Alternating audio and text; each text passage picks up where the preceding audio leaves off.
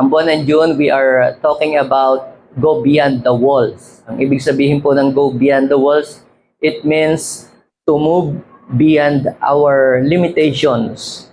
So ang walls ay hindi lamang po ito tumutukoy dun sa dingding na nakikita ninyo sa ating paligid, kundi ito ay tumutukoy din sa mga obstacle, sa mga hindrances, sa mga yung mga nakakasagabal sa atin para hindi natin mapulpil kung ano ang ipinapagawa ng Diyos sa atin.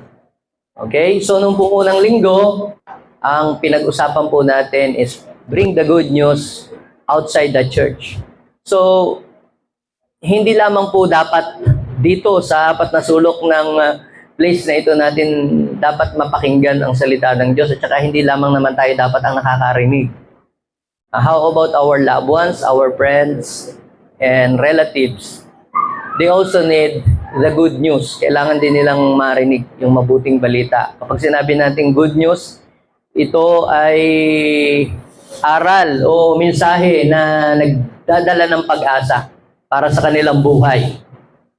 Noong pong pangawalawa po Sunday, ay pinag-usapan po naman po natin ay get out of your comfort zone. So, tayo pong lahat ay meron pong mga kinawiwilihan, kinaugalian, at saka meron po tayong mga routine na ginagawa. Okay? So, kapag sinabi po natin comfort zone, ang comfort zone po ay lugar kung saan ikaw ay you feel safe, you feel secure, and comfortable. But sometimes, yung pong comfort zone can hinder us para hindi natin ma-experience kung ano pa yung mga dakila pang bagay na gustong gawin ng Diyos para sa atin. At sometimes, our comfort zone can hinder us para tayo ay lumago sa ating pananampalataya sa Panginoon. Kasi yung mga taong nag-i-stay sa kanilang comfort zone, ang kanilang mentality, okay na ako dito, ganito na ako, yun po ang kanilang katuwiran palagi. And then last Sunday ay pinag-usapan po natin yung represent Christ to the world. So tayo po palang lahat na nandirito ay we are not just an ordinary believers here. Hindi na tayo basta sumasampalataya, kumikilala kay Lord at uma-attend sa church. So dapat nating malaman that all of us here, we are Christ representative in this world.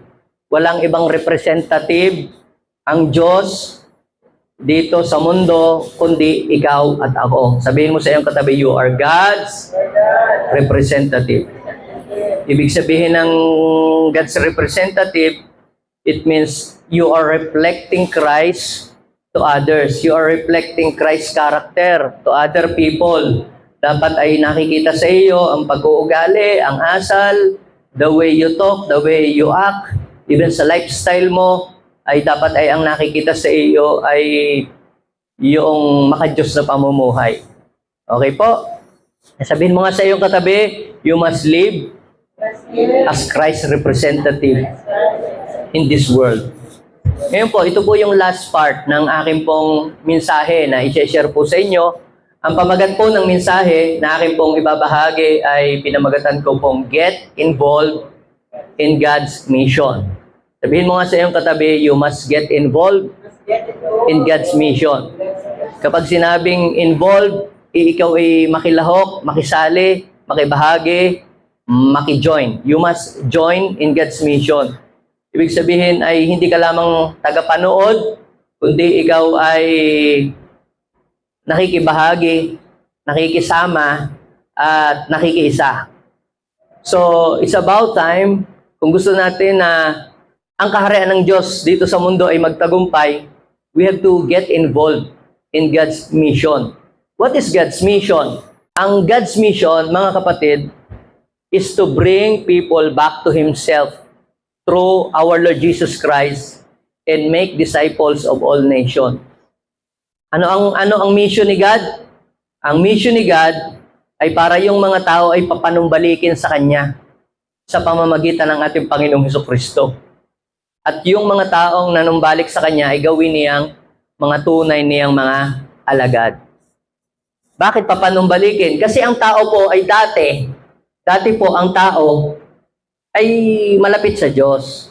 Dahil sa kasalanan at pagsuway ng tao, ang tao ay nawalay sa Diyos. Napalayo. Nang napalayo. Kaya sinugo si Jesus Christ para yung mga tao uli ay ibalik sa Kanya.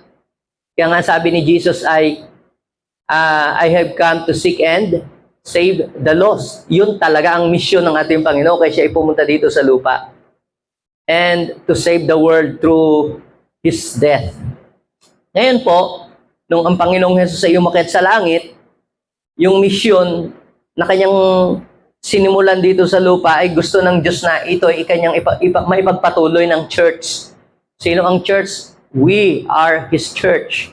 Kapag sinabi po ng church, nothing church is not a building, church is not a religion, church is not an institution, church is a people. We are the church. Kasi kapag sinabi po nating church, yan po ay galing sa Greek word na ang ibig sabihin po ay ecclesia. It means called out from darkness into light. Yun ang ibig sabihin ng ecclesia or church. Kapag sinabing church ay called out from darkness into light. So, ang church ay may napakahalagang misyon dito po sa mundong ito. Ang misyon ng church ay dapat ay kung ano ang misyon ng Diyos. Ulitin ko po, what is God's mission?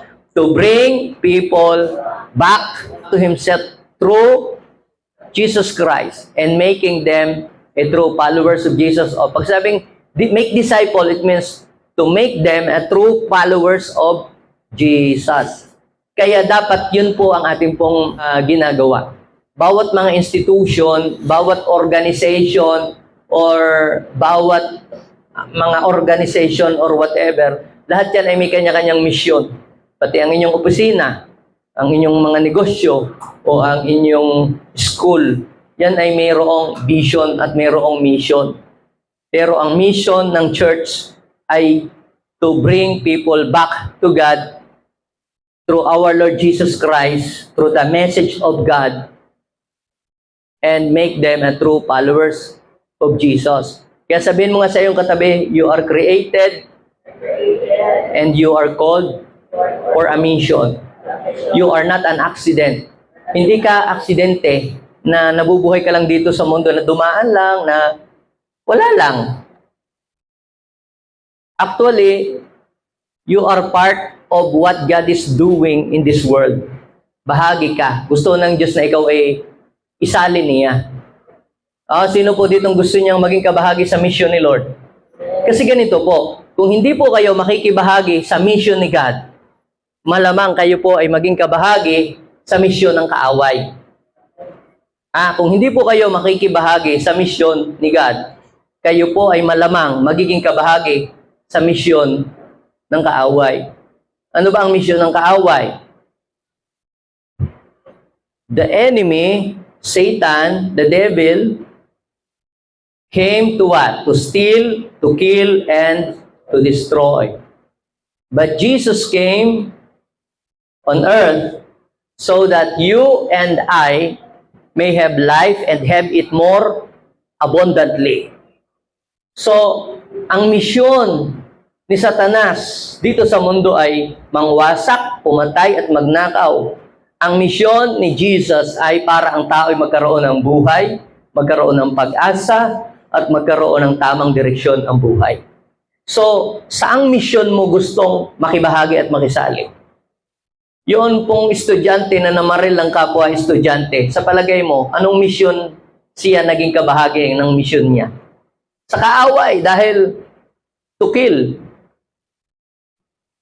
Yung mga nag-share ng Word of God sa campus, umahayo, weekly, nag-share ng Word of God. Kaninong mission kaya yun? Nagbibigay ng hope sa mga estudyante, sa mga bata, nagtuturo ng mga bata. They are fulfilling God's mission. Yung pong mga taong pumapatay, naninira, nanggugulo, yung nagwawasak, naninira ng gobyerno, ay they are supporting the enemy's the mission of the enemy. Pero ikaw ang mamimili as a church, kanino ba kabang mission gusto mong pumanig? at makijoin. So, kinakailangan tayo po, kung ikaw ay naniniwalang anak ka ng Diyos at ikaw ay panig ka kay God, dapat you must get involved. You must be involved or you must join in God's mission. Are you ready to join? Are you willing to join? Are you willing to involve in God's mission? Sabi po sa aklat ng Isaiah, chapter 6, verse 9, the New Living Translation, then I hear the Lord asking.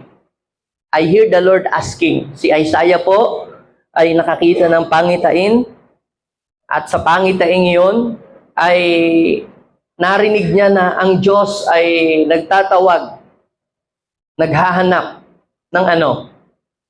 Whom should I send as a messenger to these people? Who will go for us? I said, here am I, send me. Yan po ay nangyari noong si Isaiah ay makakita ng pangitain pagkatapos mamatay yung kanilang hari si King Oseas. Na nung mamatay po yun, nakita niya ang langit nakabukas. Tapos nakita niya ang kabanalan ng Diyos na pupuno ng kaningningan ng langit. At alam niyo po, dati noon, ito pong si Isaias ay chismoso, kalalaking tao, hilig sa chismis. Tapos pagka mayroong yung mga nagkakamali, lagi niyang sinasabi, woe unto you. Lagi ang tinuturo niya yung ibang tao. Yan, nang napapala niyo, woe unto you, woe unto you. Isaiah chapter 1 hanggang chapter 5, laging yun ang kanyang, masyado siyang mapaghatol sa ibang mga tao. Pero nung ma-encounter niya si Lord, alam niyo po, hindi niya nakita yung pagkakamali ng ibang tao. Ang nakita niya, yung kanyang pagkakamali. Ang sabi niya, woe unto me, I am a man, I am a sinner who saw God. I am a man with unclean lips.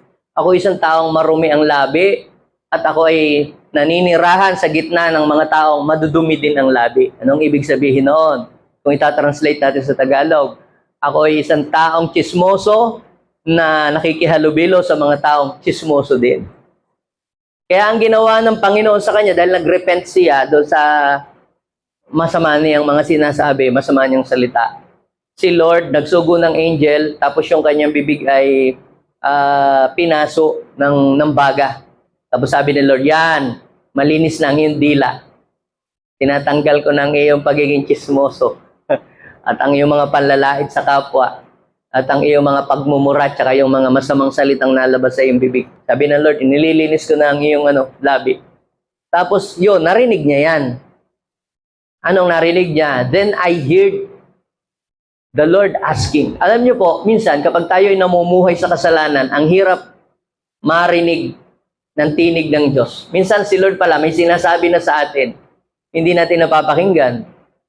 Kasi nahaharangan ng kasalanan natin yung tinig ng Diyos kaya hindi natin marinig. Na nangungusap pala ang Lord sa atin.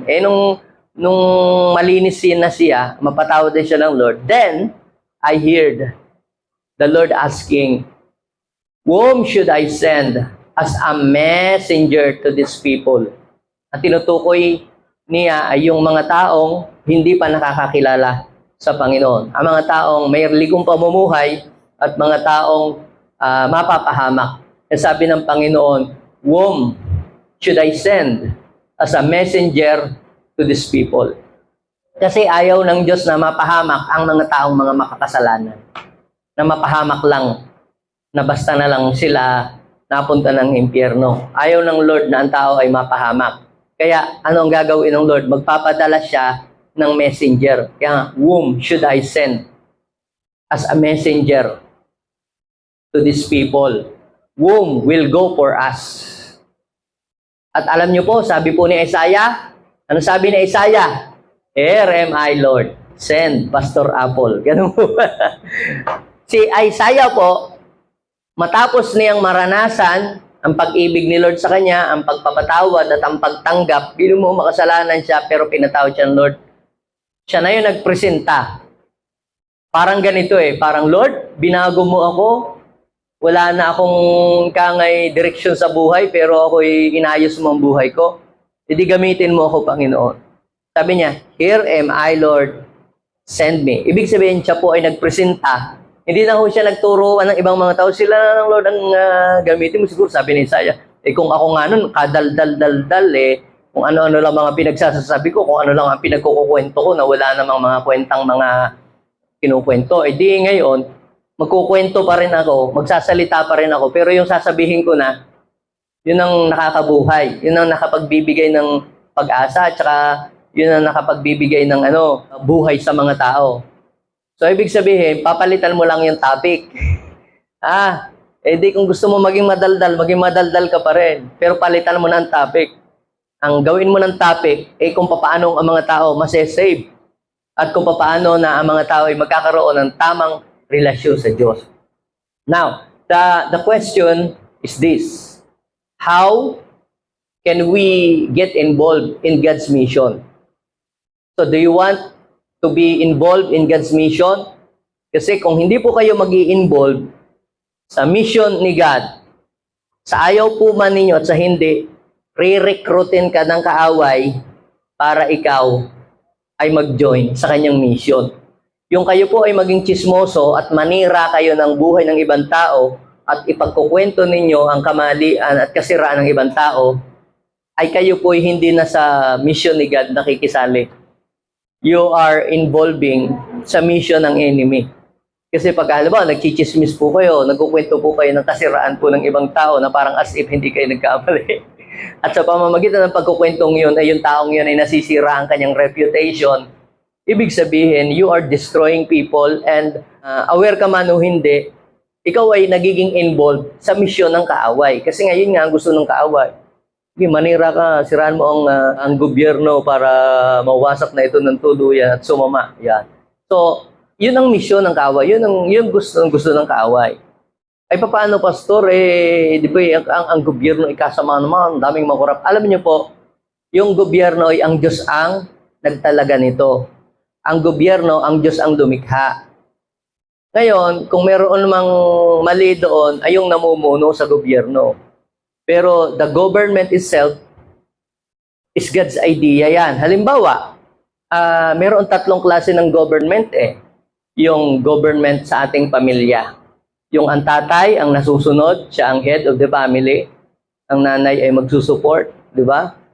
At ang mga anak ay makikiisa sa tahanan. Yun ang gobyerno, hindi anak ang nasusunod. Kundi yung head, siya yung leader. Yun ang government na itinalaga ng Diyos sa pamilya. Kita nyo, pag sa pamilya ay away-away, sira-sira na magkakapatid. So, masira ang pamilya. Okay? Sa simbahan naman din, may government din.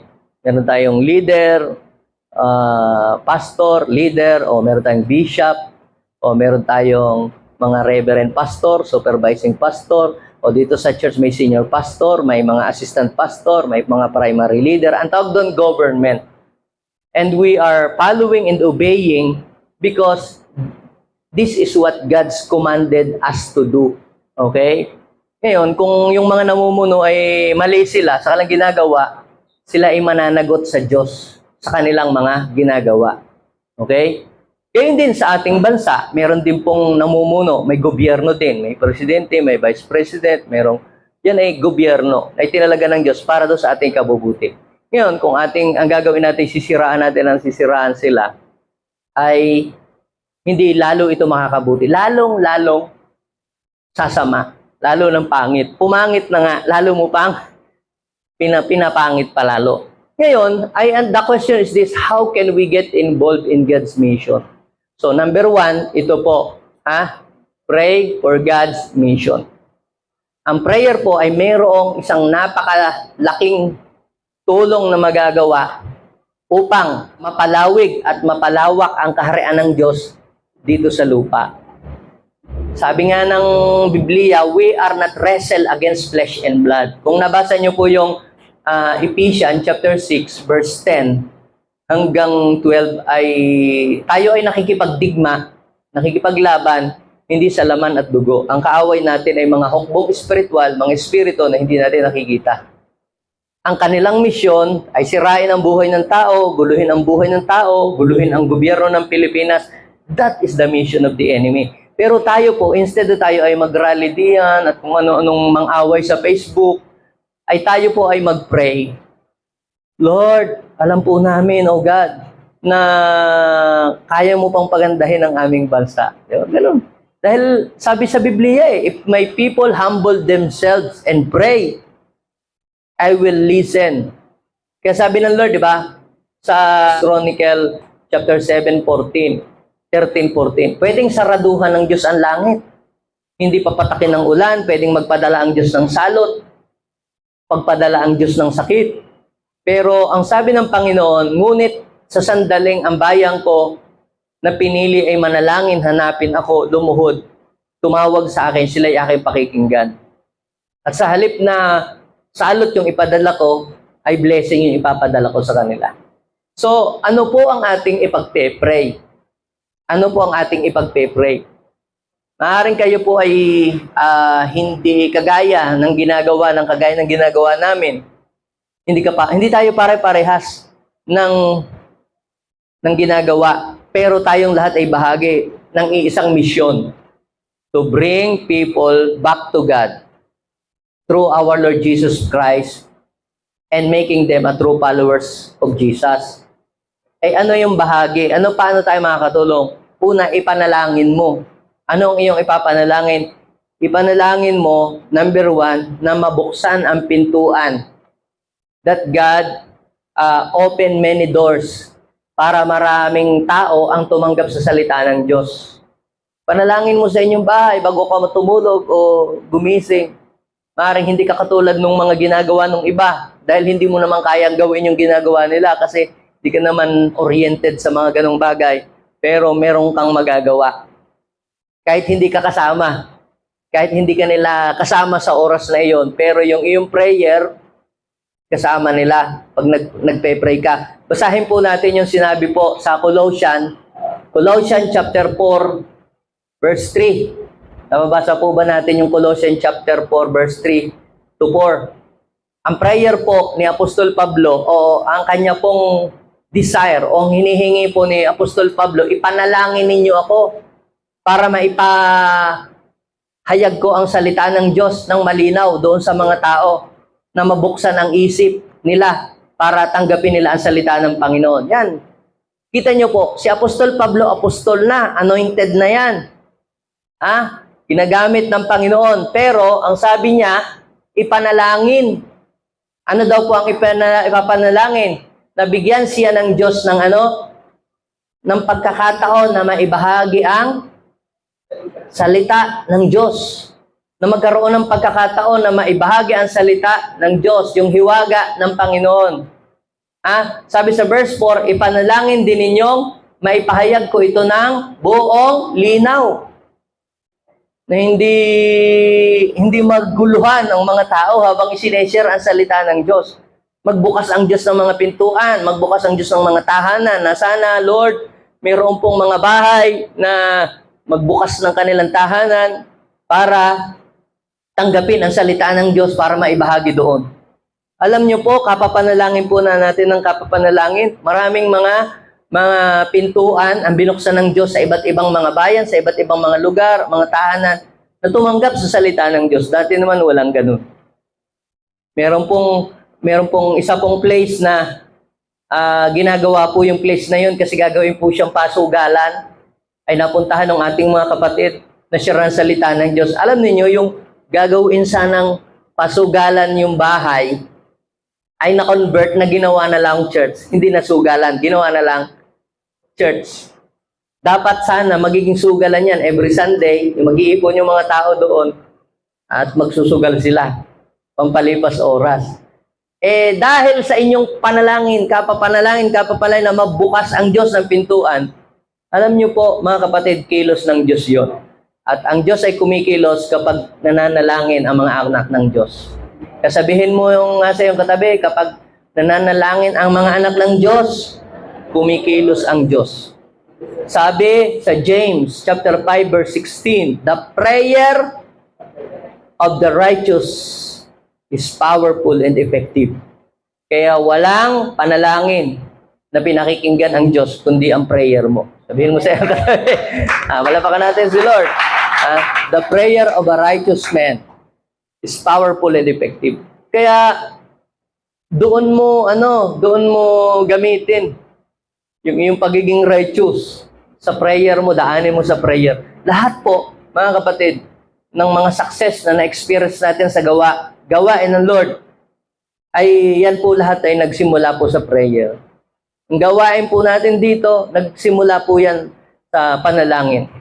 Yung pong manawag, kaya nagkaroon po tayo ng gawain doon, talagang lagi po ipinagpe-pray. Nagsisimula pa lang ako 2000, year 2000, 2001, 2003, pinagpe-pray na ho yan na sana ay magkaroon. At sa wakas, nagbukas si Lord ng door.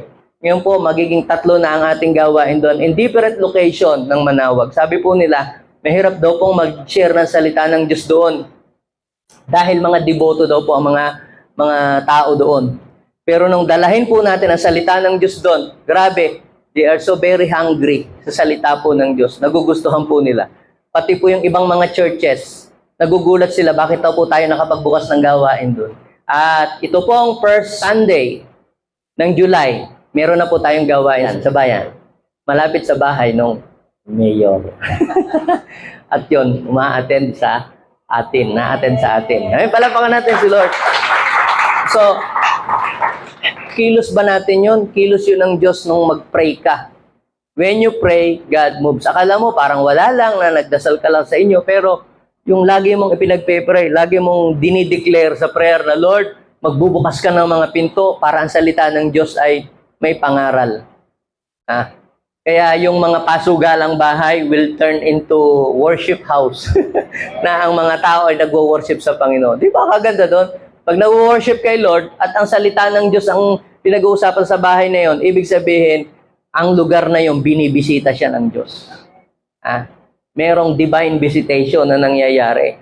Every time na may nagwo-worship sa bahay ninyo, nag-share ang Word of God, God is visiting your place. At saka hindi lamang yan visitation, ang bahay mo, magiging habitation. Ibig sabihin, maninirahan ang Diyos sa bawat mga tahanan na nagbubukas ng pintuan para ang kanyang salita ay mapag-usapan. Ang pangalawa ay kinakailangan maipagnalangin po natin na ma-spread ang salita po ng Diyos. Maikalat, mag-viral. Sabi po sa 2 Thessalonians chapter 3 verse 1 and 2, mga kapatid, bilang pagtatapos, ipanalangin ninyo kami upang ang salita ng Panginoon ay mabilis na lumaganap at parangalan ng lahat tulad ng ginagawa ninyo. Parang ganito, kung paano mong nakilala si Lord, naway makilala din ng iba. Kung paano mong mabilis mong tinanggap ang salita ng Diyos, naway yung ibang tao na maaabot ang salita ng Diyos ay maging parang kagaya mo din. Di ba sabi ni Paul, katulad ng lumaganap ang salita ng Diyos tulad ng ginagawa ninyo. So, ibig sabihin kung paano nabuksan ang iyong isip at kung paano kang narating ng salita ng Diyos, yung ibang mga tao na hindi panararating ng salita ng Diyos ay maabot sila ng salita ng Diyos. Maaaring hindi nyo alam. Dati noon, kontra naman talaga kay sa salita ng Diyos. Nire-reject mo ang salita ng Diyos. Pero mayroong taong nagpe-pray na sanay, tanggapin mo ang salita ng Diyos, mabuksan ang iyong isip, at tanggapin mo ng buong puso. Behind the scene, may nagpray. Mayroong nagpray na ang salita ng Diyos ay tanggapin mo sa iyong puso. Kaya lumambot ang iyong puso. Tapos bigla ka na lamang nabuksan. Kung alam lang nila kung gaano kaganda ang mensahe ng Panginoon. Di ngayon, nabuksan na ang iyong isip. Pero, ito si Pablo na po ito. Di ba dapat si Pablo na lang, pastor naman natin yan si Paul, siya na, bahala na lang siya. Pero si Paul, umaasa rin siya sa prayer ng mga members ng church na malaki ang maitutulong ng inyo pong prayer. Kapag sama-sama tayong nag-pray-pray, More prayer, more power. More prayer, more answer. Amen? Sabi sa verse 2, idalangin din ninyo na maligtas kami sa mga taong mapaminsala at masasama sapagkat hindi lahat ay may pananampalataya sa Diyos. Kasi yung mga humahayo, pinipersecute. Minsan, may hinahabol pa ng itak. Minsan, hindi itak ang nahabol. Yung tao na may kasamang itak. Yung iba naman, aso ang humahabol sa kanila. No? Ako, naranasan na namin yung mga hinabol ako ng aso nung sa pag-share dyan sa may Buenlag. Kinagat ako dito. Akala ko na tanggal itong ko dito. Nung tiningnan ko, walang talab yung ng aso, kagat sa akin. So, ibig sabihin, mga kapatid, ang kaaway, ayaw niya na ma-spread ang salita ng Diyos. Kaya gagamit siya ng mga taong pwedeng humadlang, pwedeng kumontra, pwedeng maging sagabal para ang salita ng Diyos ay hindi ma-spread ng mabilis. I-pray natin na ang ating barangay captain, ang ating gobyerno ay hindi humadlang sa pangangaral ng salita ng Diyos. I-pray natin na ang principal ay hindi pagbawalan yung mga nag-share ng Word of God sa campus. Dahil kung walang mag-share ng Word of God doon sa campus, kung walang magdadala ng Bible, magdadala ng baril sa school. Dapat dalahin ang Bible sa school para walang magdala ng baril sa school. Amen? So, ano po ang ibig kong sabihin, mga kapatid? Tayo po ay mayroong part dito sa mundo. The reason why God called you, because He want you and I to be involved to God's mission. So, yun po yun, mga kapatid, to bring people back to Himself. Para gusto ng Diyos na ang mga tao ay manumbalik sa Kanya. At hindi mangyayari yon kung hindi ka magiging kabahagi. So, let's pray together na mabuksan ang pintuan, ma-spread ang salita ng Diyos. At ang pangatlo po ay i-pray natin na i-pull down natin yung gawa ng kaaway through our prayer. Our prayer, pulling down the works of the enemy. Ang pag-share ng gospel outside the church, ito po ay parang pakikipagdigma laban sa kaaway. Ito po ay isang uri ng spiritual battle between good and evil. Siyempre, pag nag-share ka ng salita ng Diyos, humahayo ka, inaagaw mo yung mga taong nasa kadiliman, sa kaharian ng kadiliman, kasi gusto mong dalahin sa kaharian ng kaliwanagan. Pero bago mo makuha yung mga tao sa teritoryo ng kaaway, kailangan mong makipag-battle muna, makipagdigma sa kaaway. Bago mo mapasok ang teritoryo ng kaaway, kinakailangan mong talunin muna ang kaaway. Parang talunin muna yung mga gwardyang bantay. Halimbawa, siguro kayo nakakapanood kayo ng mga old war na mga war, tapos merong slave. Para mailigtas yung mga slave, kinakailangan mo nang matalo yung mga gwardya na nandoon sa gate, nandoon sa loob, then para pati yung mga bantay doon sa bilangguan, kailangan lahat yun matalo. Then para makalabas yung mga bilanggo. Try to imagine that. Ang mga tao na makakasalanan, bilanggo ng kaaway, sarado, nakakandado. Ngayon, we are wrestle not against flesh and blood, sabi ng Bible, but against rulers and principalities. Sa Bible po ay may ipinakita ditong isang napakagandang ilustrasyon sa kwentong ito na ating mababasa. Ito po ay kwento ng tunay na digmaan na nangyari between God's people and the enemy. Yung mga Israelita versus yung mga Amalekites at mga iba pang mga tao na kinasusukluman sila ng Diyos ang kanilang mga gawa. Doon po sa Exodus 17, verse 8 to 13, ay mayroon po diyang kwento. Noong ang mga Israelita daw po ay nasa place of Rephidim, sila daw po ay sinalakay ng mga Amalekites or Amalekita. Alam niyo po, para hindi natin mapulpil minsan ang gawa ng pinapagawa ng Diyos, the enemy sometimes is attacking us. Parang kung paano yung mga Israelita, inaatake sila ng mga Amalekita or Amalekites para hindi nila ma-captured yung place nila at mai-offer kay God, sila din aawayin nila yung mga Israelita. Ngayon din sa atin din, di ba? Minsan kaya ka hindi magamit ng Panginoon, guguluhin ang iyong finances, guguluhin ang iyong pamilya, ang iyong relationship sa ibang tao, magtatampuhan kayo, hindi kayo magkakasundo-sundo.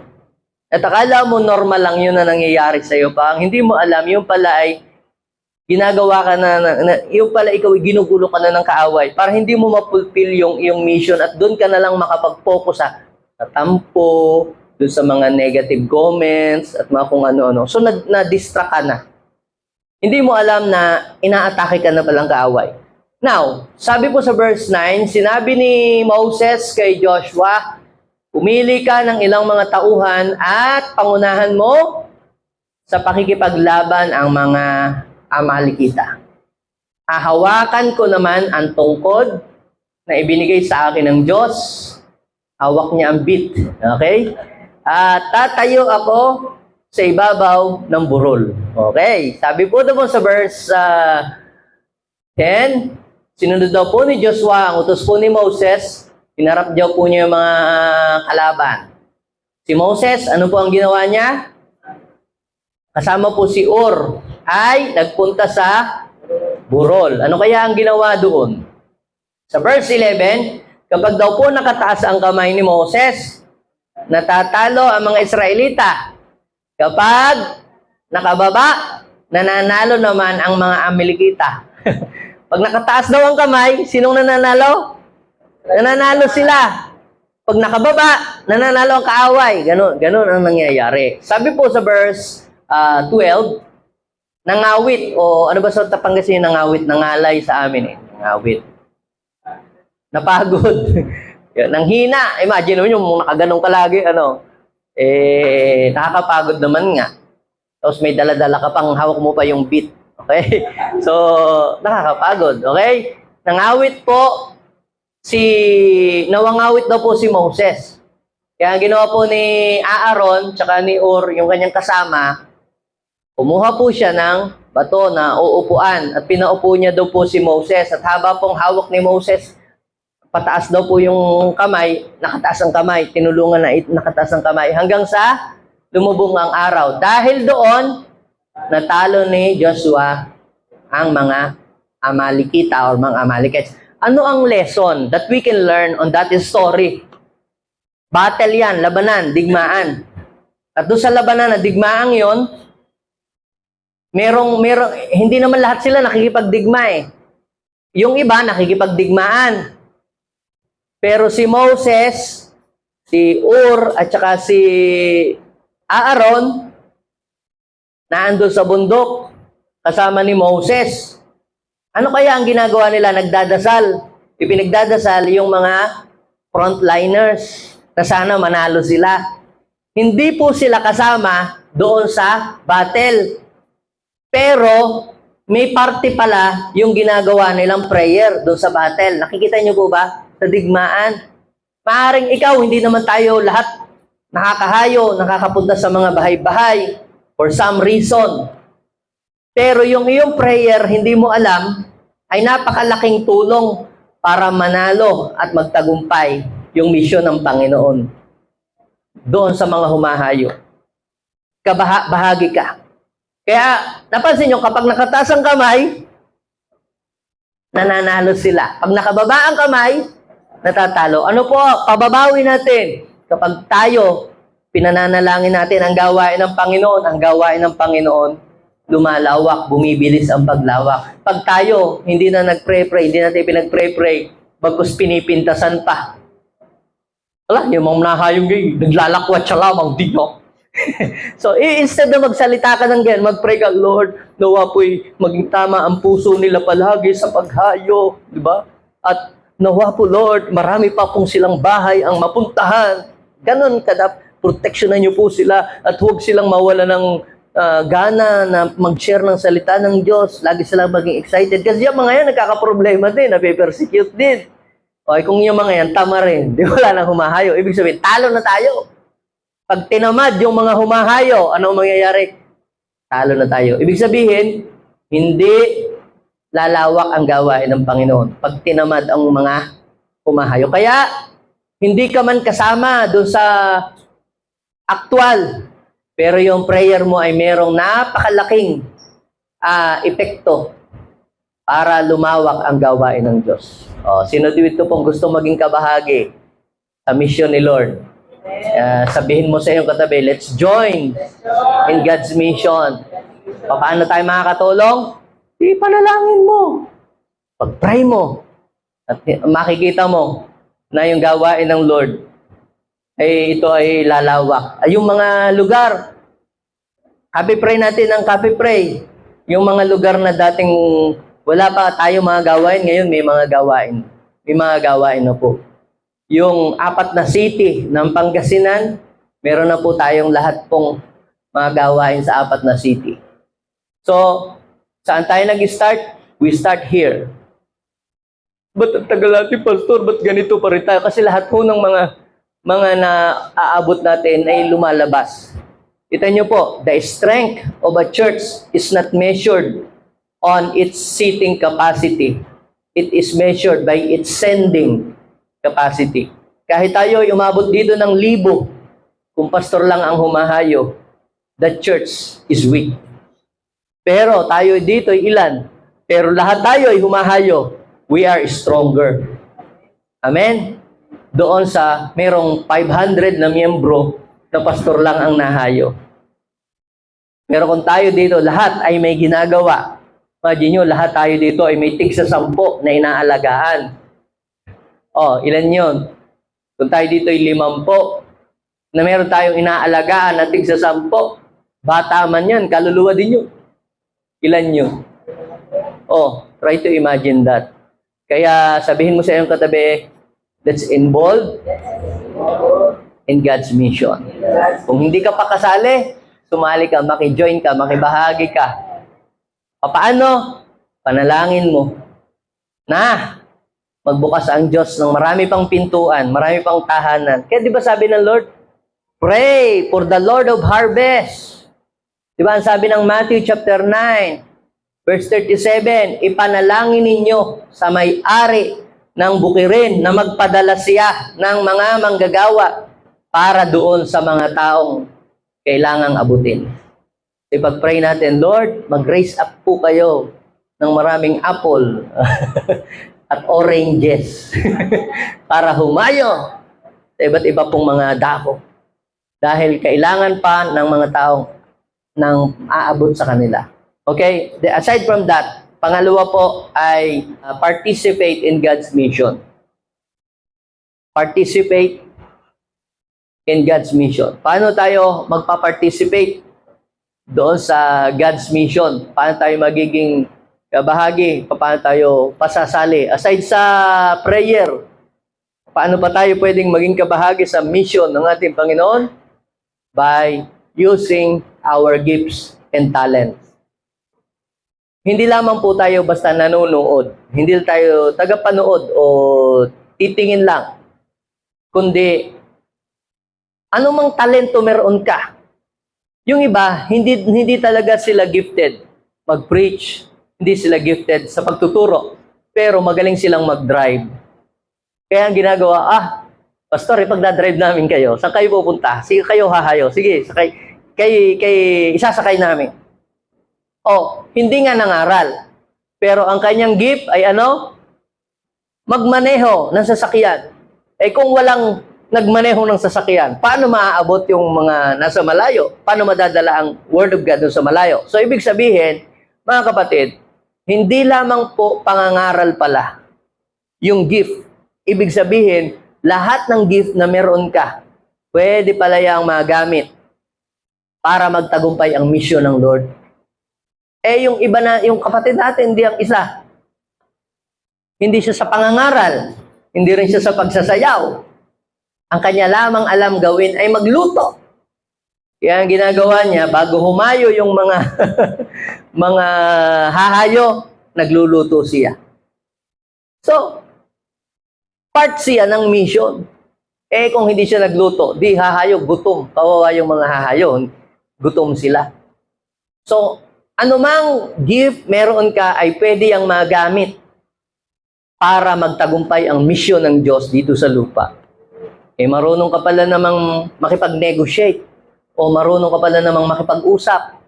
O ang iba po sa inyo ay hindi po kayo magaling magturo, pero magaling kayong magtawag. Sino dito yung magaling magtawag? Yung pag tinawag mo yung tao, agad lapit agad. May mga taong ganun. Yung pag nagtawag, pinakikinggan siya ng kanyang kabarangay, ng mga kanyang mga kaibigan. Nakikinig sa kanya, sinusunod siya. Gift din po yun, dahil hindi lahat gayong mahusay sa ganun. Magtawag ka nga sa inyo, walang nalapit. Bakit siya pag nagtawag, isang tawag lang niya, nagpupuntahan ng mga tao.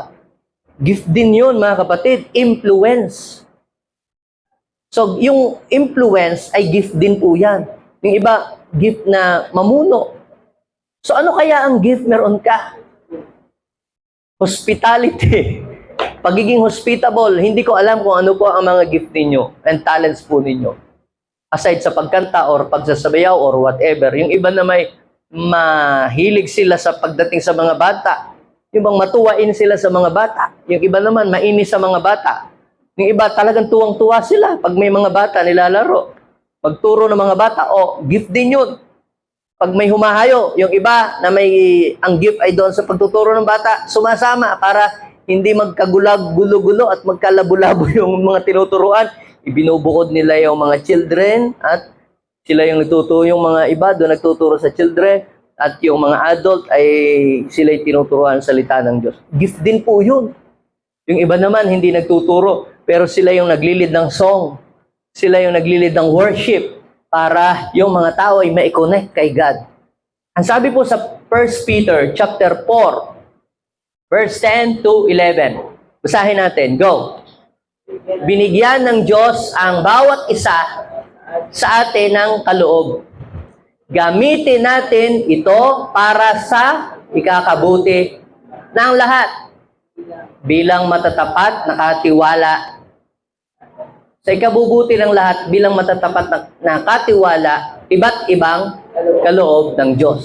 So sabi po sa verse 11, kung ang binigyan ng kaloob ng pangangaral ay dapat mangaral ng salita ng Diyos at ang binigyan ng kaloob upang maglingkod ay dapat maglingkod ayon sa kanyang kakayahang ibinigay ng Diyos sa kanya upang mapapurihan ng Diyos sa lahat ng ginagawa natin sa pamamagitan ni Kristo Jesus na makapangyarihan. Siya'y karapat-dapat purihin magpakailanman. So, lahat ng kaloob na meron po tayo na ibigay sa atin ng Diyos ay gamitin po natin yan para sa kapurihan lang ng Diyos.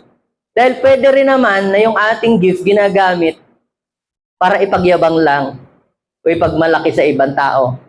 Pero ang proper way, paraan ng paggamit ng mga kaloob ay gamitin mo yung gift mo for the glory of God.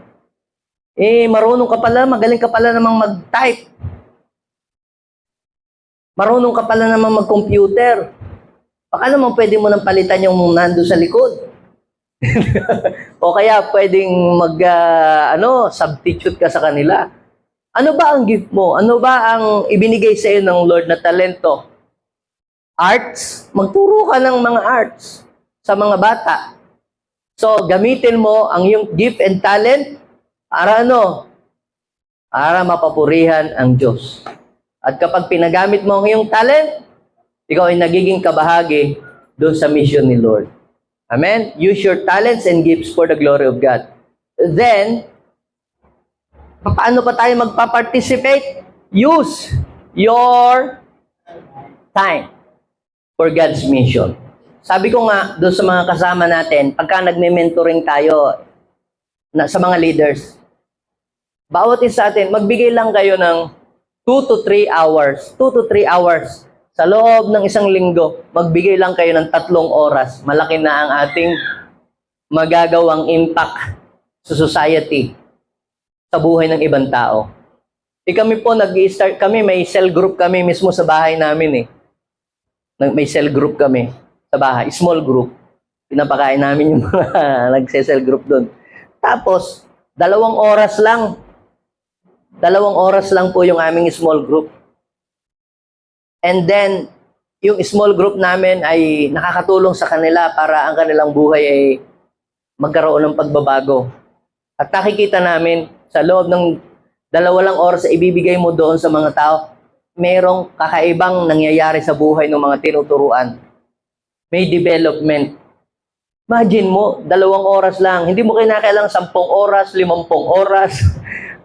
Magbigay ka lang ng 3 hours, 2 to 3 hours. Malaki ng bagay po yun ang magagawa nun. Sa prayer nga, ano lang hinihingi ng Panginoon? Di nyo ba kayang magbigay ng 1 oras man lamang para mag-pray? Sabi ni Jesus sa mga disciple, manalangin kayo para hindi kayo madaig ng tukso. So, sa oras, ano yung time? Nauubos lang ang ating oras sa panunood ng drama, sa pagpi-Facebook, sa paglalaro, yung mga games, mobile games or mga computer games. Saan mo ginagamit ang iyong oras? Yung mas madami mong oras. Alam niyo po, pag tayo ay nagbigay ng oras para sa Panginoon, yung oras na ibinibigay natin kay Lord ay tinutumbasan niya ng pagpapala sa ating lahat. Kaya gamitin daw po natin. Kaya sabi po sa sa 2 Corinthians I think 6 verse 1 and 2, huwag daw po nating sayangin ang mga pagkakataon na ibinibigay sa atin ng Diyos. Ibig sabihin yung panahon na ibinibigay sa atin ng Diyos. Habang tayo ay may oras pa na natitira dito sa mundo, gamitin natin yun para po sa pagpupulfill ng purpose ng Diyos para sa ating buhay. Sabi po sa Ephesians chapter 5 verse 15 to 16. Basahin po natin sabay-sabay. Look carefully then how you live, how you walk, not as unwise, but as wise. Paano tayo ba ay wise sa paggamit ng ating oras or tayo ay wise or unwise? Instead na ikaw ay magbasa ng mga comment ng mga politiko, magbasa ka na lamang ng books about financial literacy. So, ibig sabihin, ginamit mo ang iyong oras sa mas productive at pagdidevelop ng iyong sarili. Sabi po doon ay, we must be careful how we walk, not as unwise, but as wise. Nanonood ka na din lamang, wag puro Batang Quiapo ang iyong panoodin o ano pa mga palabas yun. Panoodin mo na lamang yung matututo ka at mag-grow ka as a person, madidevelop ka, yung huhusay ka. Sabi po ay making the best use of the time because the days are evil. So, we must make the best use of our time. Gamitin natin sa mas makabuluhan at may kwentang bagay ang oras na ibinibigay sa atin ng Diyos. Hindi dumaan lamang sa atin ang maghapon na wala tayong natutunan o walang nadagdag o wala tayong naabot o wala tayong aral o mensahe na nagdadag sa ating buhay. Kaya mga kapatid, sabi ng Bible, we must use the best of our time because the days are evil. Habang may panahon pa, may oras pa, yung mga bata, ngayon, habang nakikinig pa yung mga yan, turuan po na ninyo ng turuan. Dahil isang araw, paglaki na yan, magiging salbahin na yan, ang hirap ng turuan. Ibig sabihin, kung yung mga yan ay willing pang makinig, turuan mo na. Samantalahin mo na ang pagkakataon na yung mga yan nakikinig pa. Dahil darating ang araw, kahit tawagin mo sila ng tawagin, pilitin mo. Alukin mo na ng pagkain, hindi nalalapit. Kaya samantalahin natin ang pagkakataon. May kasabihan tayo, strike when the iron is hot. Ibig sabihin, pag lumamig na, wala na yung sigla nila, wala na yung interest nila, na-focus na sila sa ibang bagay, wala na. Lalo nang mahirap silang dalahin sa Panginoon. Kaya habang may oras pa, habang malakas pa, habang buhay pa yung iyong tiya, habang buhay pa yung iyong lola, habang buhay pa yung iyong lolo, o habang buhay pa yung iyong kamag-anak. Make the best use of your time. Dahil baka manghihinayang ka, sayang, sana'y nasirang ko na, napatanggap ko sana siya sa Panginoon. Oh, sana'y sa langit siya napunta. Binibigyan tayo ng Lord ng pagkakataon. Bawat araw na buhay tayo, yan ay pagkakataon na ibinibigay sa atin ng Diyos para tayo ay magamit niya. Naalala ko po, meron dati na lagi naming siyang ini-encourage. Baka, pray ka naman pag Sunday, mag-join ka naman sa amin, sa mission. Dami niyang katuwiran, kesyo ganito, pagod daw siya, kesyo ganito. Nung nagkasakit, ma-hospital, sa prayer niya, ipagalingin lamang daw siya ng Lord at siya ay magpapagamit. Lumakas lamang siya. Now, maganda naman yun. Tama naman yun. Pero alam niyo po, mga kapatid, yung wala ka pang sakit ngayon, wala ka pang rayuma, wala ka pang nararamdaman, magdesisyon ka ng magpagamit kay Lord. Dahil pag nirarayuma ka na, tsaka mo palang sasabihin, Lord, pagalingin mo po ako sa aking sakit na ganito. Ako po ay magpapagamit na. Anong malakas ka? Nung malakas ka pa, hindi ka nagpapagamit. Di lalo ka na nung may nararamdaman ka. Lalo ka nang hindi magpapagamit. Lord, masakit na ang tuhod, marayuma po, hindi na po ako. So may katuwiran ka na ngayon para hindi ka na magpagamit. Kaya sabihin mo sa iyong katabi, habang malakas ka pa, huwag mong sayangin ang pagkakataong ibinibigay sa iyo ng Diyos. Dahil hindi po tayo habang panahong laging malakas. Hindi po tayo laging mayroong oras na magagawa ito. Darating ang araw, yung mga kabataan, busy na kayo sa inyong mga trabaho. Darating ang araw, kayo po ay nasa ibang panahon, hindi nyo na magagawa yung kagaya ng nagagawa ninyo ngayon. Kaya kung kayo ay may free time, holiday, gamitin nyo yung holiday ninyo, gamitin nyo ang inyong bakasyon, ang inyong leave para to fulfill God's mission. Amen? So, ano yung una? Paano tayo magagamit ni Lord? Pray for God's mission. At anong ipagpe-pray natin? Pag-pray natin na mabuksan yung door sa maraming tao para tanggapin lang salita ng Diyos. Ipag-pray natin na ma-spread ng mabilis ang Word of God. At ingatan ng Diyos yung mga taong ginagamit niya para i-share ang salita ng Diyos. And let's pull down the enemy's stronghold in our prayer. Kaya paano tayo magpe-pray? Lord, lahat po ng mga plano ng kaaway, mga aksidente, mga kapahamakan, lahat ng mga pagpipigil, O Lord, we pull down the stronghold of the enemy. Hindi po namin hinahayaan na magtagumpay ang plano ng dyablo sa buhay ng pamilyang iyon. O pagpe-pray natin yung tahanan na pinagdadausan ng gawain ng salita ng Diyos. Na hindi sila hadlangan ng kaaway para yung salita ng Diyos ay tuloy-tuloy na ma-share. Okay, aside from that, we have to participate in God's mission. Sa paanong paraan? By using our gifts and talent. Ano mang tinanggap mo, anong kakayahan na tinanggap mo, gamitin mo yon para sa kapurihan ng Diyos. At yung iyong oras, kung hindi mo gagamitin ang oras mo para kay Lord, may ibang kukuha ng iyong oras. Pwedeng tawagin ka ng mga manginginom sa inyo, pwedeng tawagin ka ng mga nagbibinggo o magsusugal kung hindi mo gagamitin yung oras. Dahil, kaya ako po nasabi yan, dahil po noon, ako po, nung bago nakakilala sa Panginoon, yung pinsang ko, lagi ako tinatawag sa kanila pag linggo. Magsusugal kami, magbabaraha. Kaya ako'y naging magsusugal din noon. Yun, nung ako'y napapunta na sa church, naatid na sa church, gayon pa rin, tinatawag pa din ako nila doon. Kasi nandoon lang ako sa bahay eh. Ngayon po, meron po kaming youth gathering every Sunday. Ang ginawa ko po, pagka po hapon ng Sunday, pumupunta ako doon sa youth gathering. Kaya hindi ako matawag. Yun, pamula noon, nawala na sa akin, nakalaya na ako doon sa addiction na yun. So, ibig sabihin, kung hindi mo ibibigay ang oras mo para kay Lord, merong ibang bagay na kukuha ng oras mo at dadalahin ka sa kapahamakan. Ganun lamang po yun. Kaya pagdating kay Lord, walang oras na nasasayang kapag yung oras na yan sa Diyos mo ibinibigay. Amen? Palapakan po natin ang Panginoon. So, ang pang-tatlo po, give for God's mission.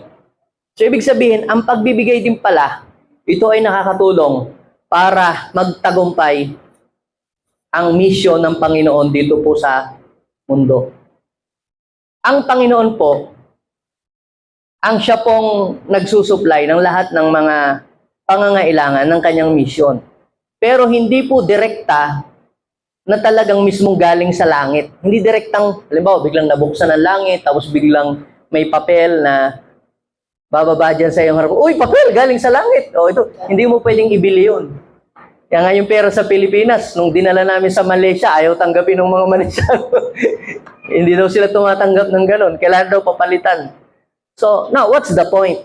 Papadaanin ng Diyos sa mga tao yung blessing.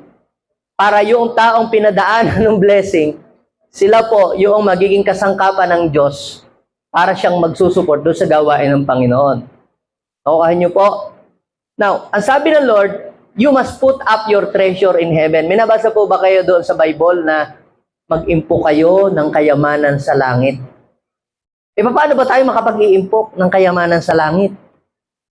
Alam niyo po, kapag pala tayo ay sumusuporta o tumutulong sa gawain ng Panginoon, we are putting up our treasure in heaven. Pag ikaw ay nag-o-order sa Shopee, nag-o-order sa kinukuha yung iyong treasure, di ba? Pero pagka ikaw ay tumutulong naman sa mga gawain din naman, ikaw ay nag-iimpok ng kayamanan sa langit. So, alam niyo po, hindi yung amount ang tinitingnan ng Diyos, kundi ang tinitingnan ng Diyos ay papaano mo pinahalagahan at papaano mo sinuportahan yung gawain niya. Alam niyo po yung mga maliliit na tulong, pag pala yan ay pinagsama-sama natin, nagiging malaking bagay pala yun. Parang alam niyo yung walis. Kung isang tingting, ano sino nagwawalis sa inyo ng harapan ng bahay? Kung nasubukan nyo magwalis ng isang tingting lang nagwawalis, hindi yun yung madadala ang mga kalat. Pero, kung maraming tingting, sama-sama sila, yung kalat na madami ay nawa-wipe out yun kapag pinagsama-sama. What is the point? Yung maliliit na ibinigay ng mga tao, kapag pinagsama-sama yun, merong impact na nagagawa yun para sa paglawak ng mission ni Lord. Ang pagbibigay ay meron din po pala siyang malaking parte para ang mission ng Diyos dito sa mundo ay magtagumpay. Bakit? Ang mga terrorism, alam niyo yung mga terorista yung gumagawa ng mga pampasabog, ng mga bomba, mahal ho yun. Hindi ho yun 20 pesos lang. Mahal ho yun, yung mga pampasabog. Yung mga pinasasabog nila, yung mga, alam yung halaga ng missile na ibinagsak ng Amerika doon sa kung ilang milyon yata yun. Kahit yata isang presyo na ng isang mall, hindi lang isang mall, kung baka 4 na mall pa, isang missile lang ho yung billion. Try to imagine that. Bakit sila nakakagawa ng mga pampasabog? Bakit yung mga terrorism? Ano ba ang mission nila? To kill and to destroy. Pero bakit sila ay patuloy na nakapagpo-produce ng mga pampasabog? Tanungin niyo po ako, bakit? Kasi merong nagsusuporta. Ang gobyerno ng Iran, ang kanila pong kabuhayan, halos doon nila, lahat ibinigay sa pagpapagawa ng mga pampasabog. Para lamang makapag-produce sila ng pampasabog. Ang Israel ay gayon din. Sa Amerika ay gayon din. Now, ano ang point? Ano ang point? Ang mission ba ng Diyos ay pagwasak o pagbuhay? Pagbuhay. Now, saan niyo po ba gustong mag-support? Sa pagbuo o sa pagwasak? If you are supporting the church, giving your tithes and offering to the church, I am telling you, you are supporting God's mission.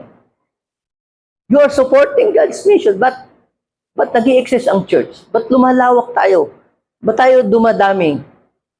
Ba't tayo nagkaroon ng mga outreach? Kasi po, dahil po yan sa inyo pong tulong sa gawain ng Lord. Kung hindi kayo tumutulong, hindi lalawak Tatagal lamang tayo dito pero wala tayong maaabot. Pero ba tayo minaabot? Yun ay dahil sa inyong tulong na ginagawa. Now, let us look the mission during Jesus' time. Tingnan natin yung mission sa panahon ni Jesus. Bakit mabilis na lumaganap ang salita ng Diyos during the time of Jesus? Ito ay si Jesus panahon ni Jesus. Sabi po doon sa Lucas chapter 8, verse 1, 2 hanggang 3.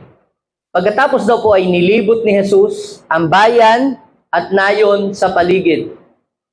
At naglingkod daw po yung mga babae. Nangangaral siya at nagtuturo ng magandang balita tungkol sa kaharian ng Diyos. Kasama daw po yung 12 na yung mga disipulo. At yun daw pong mga babae, ilang babae na pinagaling sa masamang espiritu, kasama din po si Maria, tinatawag na Magdalena. Mula po sa kanya, marami daw po mga demonyong pinalayas, 7. Now, sabi po sa verse 2 o verse 3, si Juana, na si Kusa, katiwala ni Herodes, yan, sino pa? Si Susana, at marami pang iba. Imagine, hindi lang isa ang nagsusuporta. Tinutustusan nila mula sa sarili nilang ari-arian ang pangangailangan ni Jesus at ng kanyang mga alagad. Try to imagine that. Di ba si Jesus, siya na ang Lord. Siya na ang Panginoon. Ba't kinakailangan pang siyang tulungan? Pwede naman siyang humingi na lang sa Ama. Humihingi ang Panginoon sa Ama. Pero kanino pinadadaan ang mga blessing? Kina Susana, kina Juana, binebless sila ni Lord. Para sumuporta sila doon sa gawain ni Jesus. Kaya sabi po doon, kaya lumaganap ang salita ng Panginoon. Dahil sila po, nagsuporta hindi sa pagwasak, sila ay sumuporta saan? Sa pagbuo ng buhay. Now, let us look the mission during the time of Paul. Ito naman yung panahon naman ni Apostol Pablo. Ano ang nangyari? Si Apostol Pablo din po, ipinagpatuloy lamang niya kung ano yung mission ni Jesus, tinuloy lamang ni Apostol Pablo. Doon po sa aklat ng Philippians chapter 4, verse 15 to 19. Alam naman ninyo na mga taga-Pilipos na kayo lamang ang iglesyang tumulong sa aking mga pangailangan nang umalis ako sa Macedonia. Noong ako ay nagsimula pa lamang na mangaral ng magandang balita.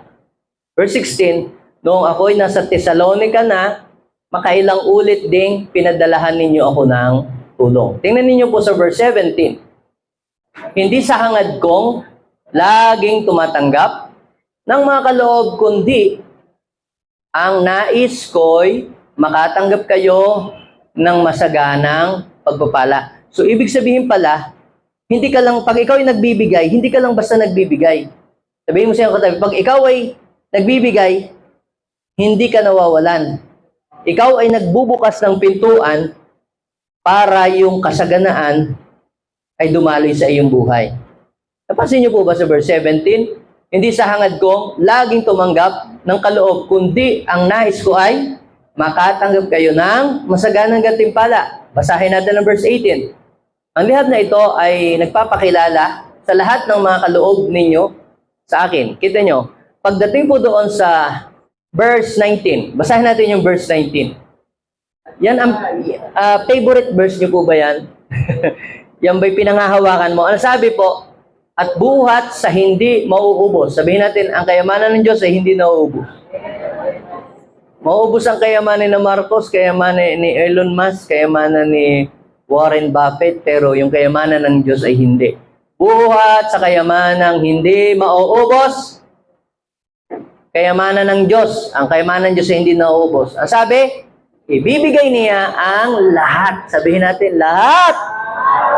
Yung pambayad sa tuition ng anak mo, pambili ng lupa, pambayad sa utang, pang-placement fee, pang-abroad. Sabihin naman natin, lahat. Ay buhat daw sa kayamanang hindi maubos, ibibigay niya ang lahat ng kailangan mo. Sa English, and my God will supply all my needs all your needs according to His riches and glory. Para kanino kaya yon? Hindi para sa lahat ng tao yan. Para doon sa mga taong sumusuporta sa misyon ng Diyos. Saan sinabi, para kanino sinabi? Yung Philippians chapter 4 verse 19, sa mga tumutulong sa gawain. Di ba? Di ba sabi, makailang ulit kayo na nagbigay ng suporta sa pagmimisyon nung ako'y nasa Thessalonica. Tapos sinabi sa verse 19, at buhat sa hindi mauubos na kayamanan ng Diyos. Kanino sinasabi? Sa mga tumutulong sa mission. Kaya kung ikaw ay tumutulong sa mission, para sa iyo ang masaganang pagpapala na iyan. Para sa iyo ang pangakong yan. Meron kang karapatang mag-claim sa verse na yan. Alam nyo, kayo naman, sa pastor lamang napupunta yung aming mga offering. Alam nyo po, para po sa inyong kaliwanagan ng inyong isip. Hindi po ang pastor ang naghahawak ng inyo pong mga ibinibigay na mga offering and tithes sa church. Meron po tayong finance team at ang pastor ay hindi nakikialam sa pera. Nagsasabi lamang kung saan ito gagamitin, but ang pera ay wala sa aming kamay. Nasa finance team. Sila ang de-designate kung saan gagamitin. Ito sa paghayo, ito ay sa pagmisyon, ito ay sa pagpapatay ng templo. Yan. Ipag-pray po natin na lumabas na yung building permit na maumpisahan na natin sa September. Pag walang bagyo. Okay? So, buhat sa kayamanang hindi mauubos. Kaya sabihin mo sa iyong katabi, hindi ka mauubusan. Pag ikaw ay tumutulong sa gawain ng Lord, hindi ka mauubusan. Amen? Giving is not losing. Giving is creating a space for receiving. Alam niyo po ba yung air traffic? Akala natin dito lang sa land nagkakaroon ng traffic. Yung palang air traffic, yung mga eroplano, hindi sila makalanding sa airport. Kaya dati na nangyari yan, doon sa Ninoy Aquino International, nagkaroon ng traffic dahil sa daming eroplano. Kaya lumipat yung eroplano sa sa may Subic, sa Clark, doon lumanding. Dapat doon sila lalanding. Ang problema, kaya po nag-air traffic, nakalutang lang kasi hinihintay nila na magkaroon ng space na paglalandingan ng eroplano, tsaka makakababa yung eroplano. Yung mga eroplano, ang daming dala nun, galing sa ibang bansa. Pero hindi makaka-landing kasi nga walang space. Do you get the point? Pag ikaw nagbibigay, hindi ka nawawalan. Pag nagbibigay ka, nagbubukas ka lamang naglalagay ka ng space para sa mga mas malalaki pang, madami pang papadatingin si Lord. Amen? Kaya sabihin mo sa iyong katabi, marami pang paparatingin si Lord. Sabi ay, hindi mauubos. Now, before I end, panghawakan natin to. Yung mga tumutulong sa gawain ng Lord, panghawakan niyo po ito. Sa 2 Corinthians, chapter 9, verse 7 to 8. Basahin natin sabay-sabay. Ang bawat isa ay dapat magbigay ayon sa kanyang pasya. So, hindi ito sapilitan, hindi ito i-pressurean, okay? Maluwag sa loob at hindi napipilitan lamang. Sapagkat iniibig ng Diyos na ang nagbibigay ng may kagalakan. So dapat ay pag nagbibigay ka, ay ikaw ay masaya. Amen? Sabihin mo sa iyong katabi, dapat masaya ka. Bakit? Kasi, Lord, malaki ang paparating. Kasi, syempre, parang ganito yan eh. Kailangan mo nang may maalis para dumating. Para bago paratingin ng Diyos. Parang sa airport, kailangan mo nang umalis yung isang eroplano para makalanding yung panibagong eroplano. Gayon din, pag ikaw ay nagbibigay, ibig sabihin, may space na uli para si Lord magpadala sa iyo. Now, Ang sabi po sa verse 8, ang bawat isa daw po ay magbigay ayon sa kanyang sariling pasya, maluwag sa loob at hindi napipilitan lamang. Yun ang ibig ng Diyos. Tayo ay maging masaya. Yes, makakatulong. Lord, it is not the amount. Ito ay napakalaking tulong, Lord, sa ikakalawak ng inyong kaharian. Okay, basahin po natin yung verse 8. Magagawa ng Diyos na pasaganahin kayo sa lahat. Sabihin natin, lahat ng inyong pangangailangan upang may magamit kayo para sa mabubuting gawa. Sabihin mo sa iyong katabi, humanda ka. Yan, paparating na ang sunod-sunod na pagpapala para sa iyong buhay. Amen? Ang mga JA1 people ay blessed people. Maraming salamat, Panginoon. Lord, help us na maging involved kami sa inyong mga gawain. Lord, papasaganain mo po kami. Dahil kami po, Lord, ay kabahagi sa mission, Panginoon, sa mission, Lord. Yung pagbibigay ng hope sa mga tao, pagpapanumbalik ng mga tao, papalapit sa inyo. Our mission is to build people, to bring people back to you, Lord.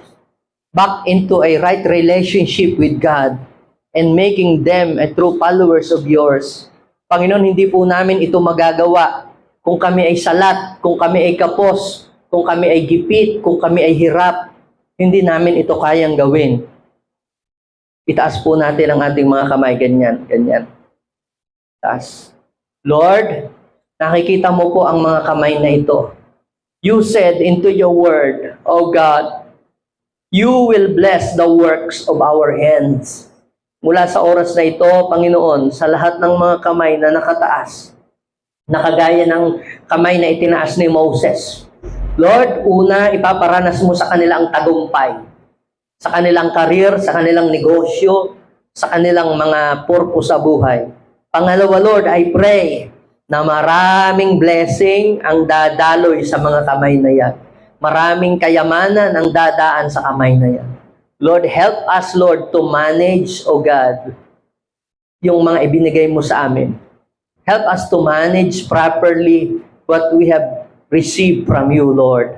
At idinideklara ko, ang kamay na yan ay hindi maghihirap, hindi maghihikahos, hindi mababankrupt. Ang kamay na yan, Lord, ay mag-iimpok ng maraming kayamanan.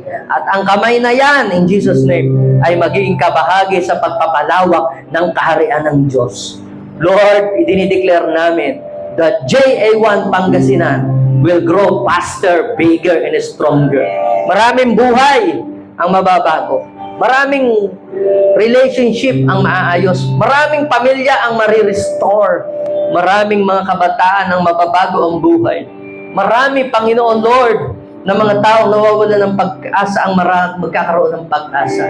I declare right now, O God, money flow, O God, sa JA1 people na hindi magiging hirap ang pagdaloy ng blessing, kundi magiging magaan mula sa oras ito ang daloy ng pagpapala.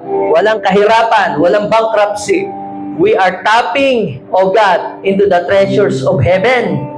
At Lord, kahit may krisis sa aming bansa, pero sa mga naglilingkod sa inyo, Lord, abundant supply will manifest in Jesus' name. Amen and amen.